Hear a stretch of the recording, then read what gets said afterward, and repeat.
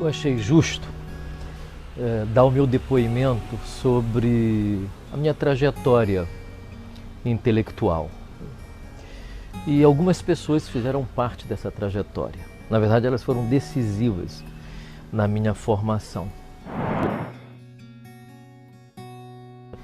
Entre um grupo não muito grande de pessoas que tiveram esse papel na minha vida, entre elas há uma que tem sido muito difundido o trabalho dela, com merecimento, é óbvio, né?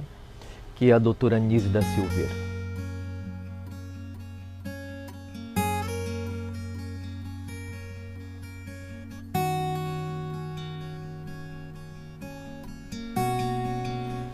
Eu era estudante de psicologia na Gama Filho. Naquela época eu padecia de um transtorno de pânico sem que se tivesse feito esse diagnóstico, né?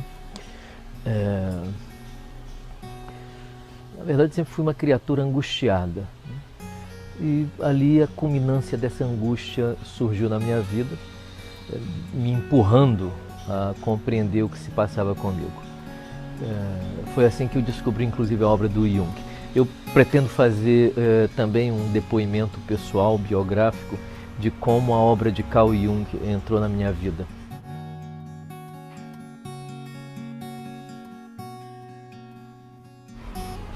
Então, através de um psicólogo, que é um grande amigo meu, Felipe Bandeira de Mello, pessoa querida, pessoa profunda, uma pessoa de grande conhecimento humano, místico, né? Através do Felipe, eu soube da doutora Anísia da Silveira. O curioso é que eu morava na mesma rua que ela, na Marquês de Abrantes, ali no Flamengo.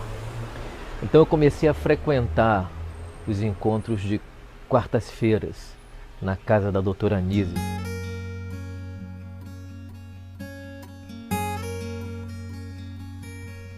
Encontros esses muito concorridos, né? Sempre muita gente, sempre pessoas muito próximas a ela, pessoas muito importantes, estudiosos de Jung, né? E eu estava engatinhando naquela ocasião, né? Mas ter convivido com a doutora Anísia durante talvez 2 anos, né? Sem que nunca tivesse me tornado um amigo pessoal. Meu querido Felipe era muito amigo da doutora Anísia, uma pessoa de confiança da doutora Anísia. Eu a admirava à distância e sorvia aqueles conhecimentos que ela destilava com muita tranquilidade, envolta com seus gatos, né? As dezenas de gatos, né? Os gatos pulavam em cima da gente e ai daquele que tirasse o gato do próprio colo, né?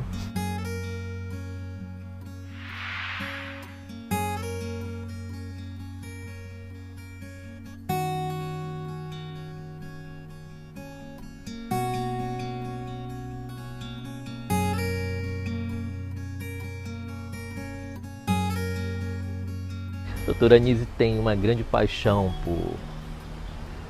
por gatos, né? E de fato eles têm uma simbologia para o inconsciente que é uma simbologia encantadora e terapêutica também. Então nunca fui assim amigo da doutora Anísia, tive oportunidades de estar com ela. Me lembro que antes de ir para Zurique eu estive com ela e falei da minha pretensão de conhecer a casa do Jung, óbvio, né? Eu estava indo à Suíça basicamente para conhecer a casa de Jung, a Torre de Bohlingen.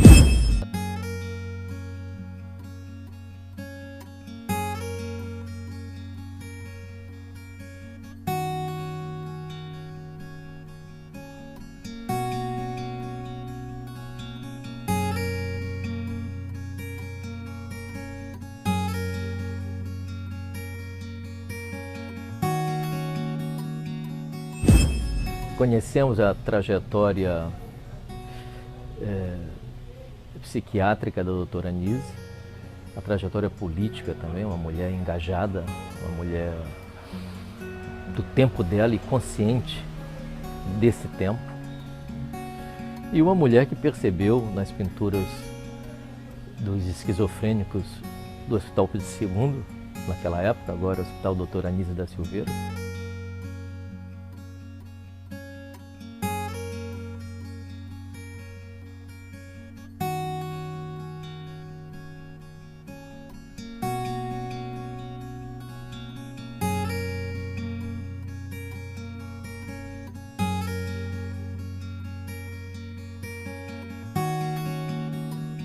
A importância das estruturas arquetípicas, não só na produção daquilo que poderia ser visto como inconsciente coletivo, como também no processo terapêutico, na praxis-terapia, na arte-terapia. E ela viu a importância de todo esse trabalho no processo de reduzir a cisão dentro do indivíduo.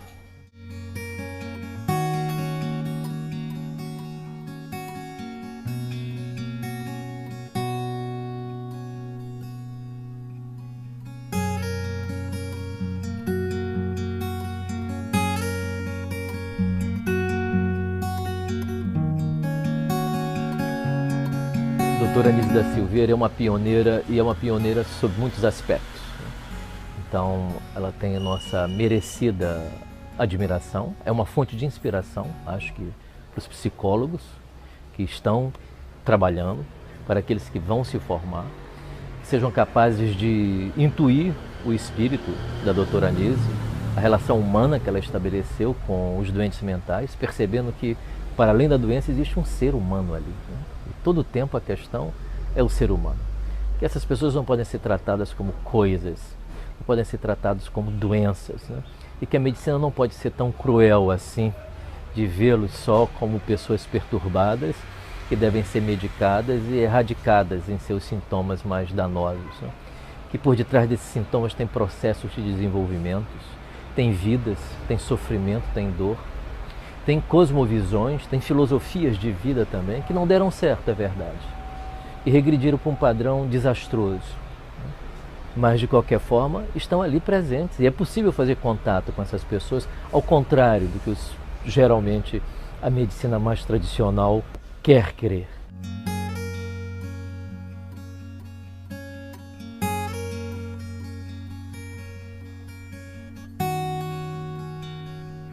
E mesmo a psicanálise de Freud, o próprio Freud não julgava ser possível o contato transferencial num nicho psicótico, né? Mas os próprios freudianos, logo em seguida, como Klein e outros, né, perceberam que uma pequena modificação na técnica e é possível obter não só contato com o mundo psicótico, como é possível também obter desenvolvimento da personalidade. Pode ser incipiente, pode ser pouca coisa para nossas ambições, para o nosso orgulho, para as nossas ansiedades, né? Mas que significa muito para aquela pessoa que está sob sofrimento. Então, a doutora Anísio foi essa pessoa extraordinária, pessoa humana. Isso era possível ver nas aulas, eu frequentei o curso por mais de 2 anos, né? E se podia ver todo o tempo na fala da doutora Anísio a preocupação com o ser humano, que estava ali na tua frente. E que isso não podia ser perdido de vista, né? Em função de técnicas, de estudos ou de referências acadêmicas que porventura você pudesse ter, se achando o máximo por causa dessas referências. Não, existe uma pessoa, 2 pessoas, e todo tempo foi muito sábio nos mostrar que existem 2 pessoas se relacionando ali na terapia. O terapeuta sai modificado também, né? Ele só tem medo do contato se ele for defensivo, senão ele não tem medo do contato.